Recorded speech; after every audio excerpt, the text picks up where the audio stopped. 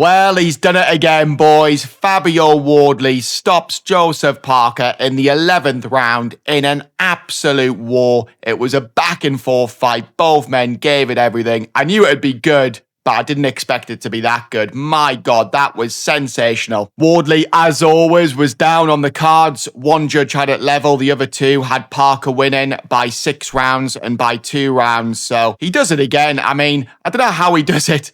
Every single time, he's getting outboxed, he's getting outfought, and he just finds something from inside, and he digs deep, and he just wasn't going to be denied there. And I thought Parker done okay. I definitely thought he was too heavy. He weighed in at 262, which is nearly 20 pounds heavier than what he was for the Wilder fight, and that's probably his best performance. So I think in this fight, he had to box and move and not get involved in a war and try and frustrate Fabio, but instead, I don't know if it was ego or maybe just a bad game plan, but he just had an all-out war there from round 1, basically, and he did win a lot of rounds well. And he hurt Fabio numerous times. In round 9, Fabio was bang in trouble. Parker couldn't miss. Every time he threw, he landed. And Fabio, as always, shows a granite chin. My God, he is one tough man. And then in round 10, Parker was gone. He was saved by the bell. But then Fabio did finish the job in round 11. And Parker was hurt. He was bang in trouble, but he didn't go down.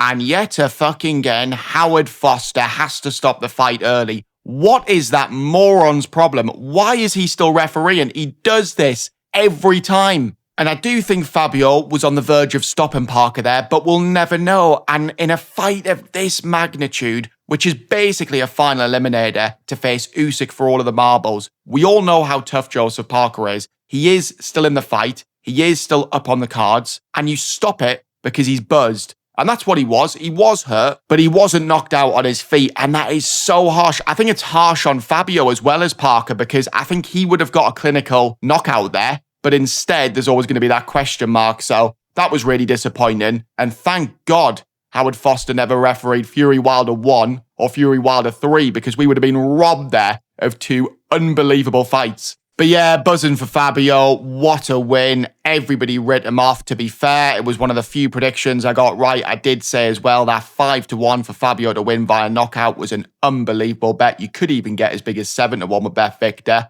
Of course, I never backed it because I spent all my money gambling on blind women's football. Never bet on that shit. It's a complete and utter total waste of time. And who would have thought it, eh? A couple of years ago, if you'd said Oleksandr Usyk will be taking on Fabio Wardley for the undisputed, probably at Wembley or in Riyadh, you would have thought you were off your fucking head. But it's happening, boys. It is going to be a big one. I'm buzzing for it, eh? I think it's a really good fight. I think Usyk against Parker would have been so one-sided. And don't get me wrong, I think Usyk and Wardley will be very one-sided as well. However, when you punch like Fabio Wardley, you have got a chance against anyone. As for Parker, it's a tough loss to take because that was his last real chance of getting a world title shot, I think. He can come back again. He's 33, still young for a heavyweight, and he still showed that he's got a lot left, but he's had some hard fights now, and that's the second time he's been stopped. But the opportunities are endless. He is very popular. Everyone likes him, and he's made good money in Saudi, and obviously with Frank Warren last night, so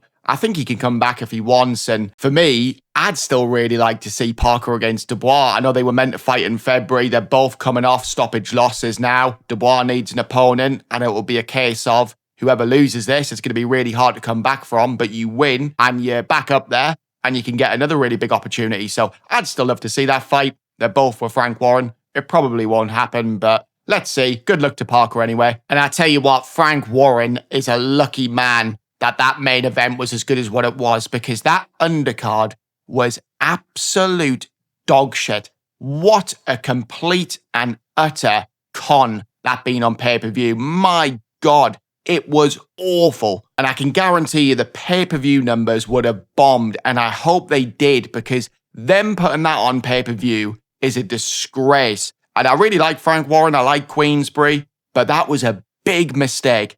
And they would have been much better off putting that on normal DAZN, getting a lot more eyeballs, so people would be talking about Wardley more, and it would have been way better for the fans, but instead they got greedy, and that was never a pay-per-view main event, and nowhere near a pay-per-view undercard. But we did get some good news with Del Boy and Dillian White getting it on for a third time. It's probably going to be December the 13th, but they were also saying it might be December the 20th. So either or, I'm so excited for that. I want Del Boy to get revenge on Dillian White. He was the better fighter in both fights. I'll go into that rivalry in more depth on another video, but I think Del Boy will smash Dillian White. I really do. And I think it'll be a really good build-up. And it's the perfect 50th fight for me. So yeah, what a fight, guys. I would say a really good night of boxing, but it was literally just the main event. But I suppose when the main event is that good, who cares about the undercard? Let me know your thoughts in the comment section below. Anyway, guys, let me know if you think that the fight was stopped too early or too late even. And does Fabio have a chance against the Cat? Probably not, but you got to say he's got a puncher's chance. So let me know your thoughts. Like I say, enjoy the rest of your weekend, and I will see you all on the next one. One thing only to say. Usyk.